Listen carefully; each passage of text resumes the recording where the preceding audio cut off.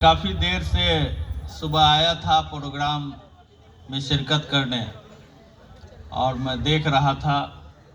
हमारी मुलाकात नौशाद साहब से कोई बहुत पुरानी नहीं है। मैं इसी महीने की शुरुआत में पहले हफ्ते में मैं कलकत्ता आया था। हमारे कुछ साथियों ने इनसे मिलवाया था और ज़मीन के सिलसिले में कुछ बातें इनके ऑफिस में हमसे हुई थी और उसके बाद मैं इनसे काफ़ी मुतासिर हुआ। मेरा अपना एक मिजाज रहा है, मैं इनके पैसे, कंपनी के रखरखाव या इनका जो दबदबा है, मैं इन सब चीज़ों से कभी, मैं जहाँ रहता हूँ वहाँ भी कभी मुतासिर नहीं होता हूँ। लेकिन इनकी एक ख़ास बात जिसने हमको मुतासिर किया, इनके अंदर मैंने खाकसारी बहुत ज़्यादा देखा। मैंने देखा कि इनके अंदर खाकसारी कूट कूट करके भरी है।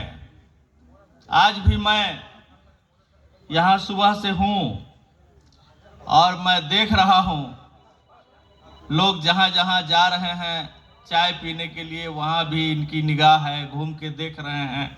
लोग नाश्ता करने के लिए बैठते हैं, वहाँ भी, और फिर खाना खाने के लिए लोग बैठे तो वहाँ भी।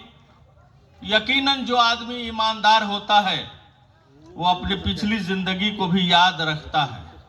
तरक्की मिलने के बाद अपनी पिछली जिंदगी को नहीं भूलता है और वही आदमी सबसे ज्यादा खाकसार होता है।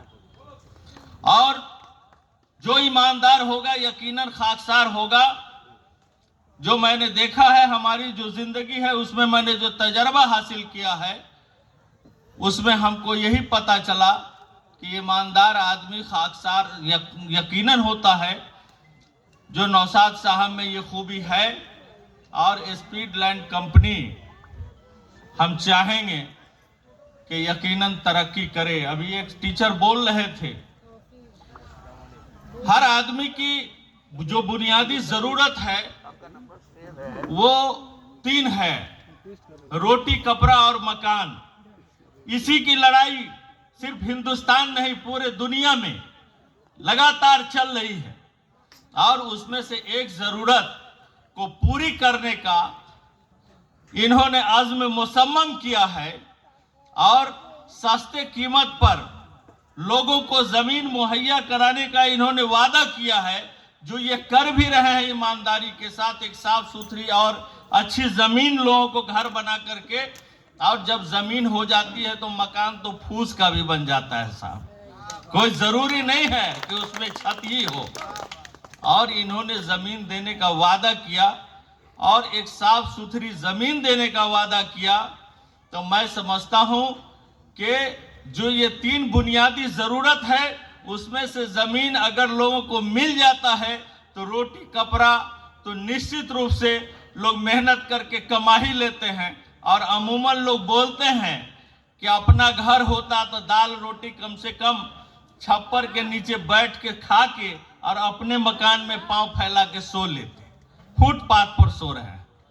तो इसको, इस हिंदुस्तान के गरीबी को इन्होंने अपने नजर में रखा और स्पीडलैंड के माध्यम से इस जरूरत को पूरा करने का इन्होंने बीड़ा उठाया है, जिम्मा लिया है। तो मैं चाहता हूं और मैं अल्लाह से दुआ करता हूं कि अल्लाह इनके अंदर जो ताकत दिया है, हिम्मत दिया है, उसमें और ज़्यादा इजाफा कर दे और ये दिन रात मेहनत करके हिंदुस्तान की इस ज़रूरत को ये पूरा कर सके।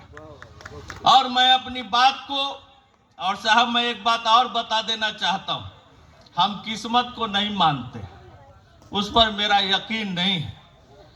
और मैं ये बात कहना चाहता हूँ, अल्लामा इकबाल का एक शेर है कि खुदी को कर बुलंद इतना कि हर तकदीर से पहले खुदा बंदे से खुद पूछे बता तेरी रज़ा क्या है। तो मैं चाहता हूं कि इनका स्पीडलैंड इतना आगे चला जाए कि उसके बाद फिर कोई उड़ान के लिए जगह बाकी न रहे। इन्हीं चंद बातों के साथ मैं अपनी बात यहीं खत्म करता हूं। खुदा हाफिज।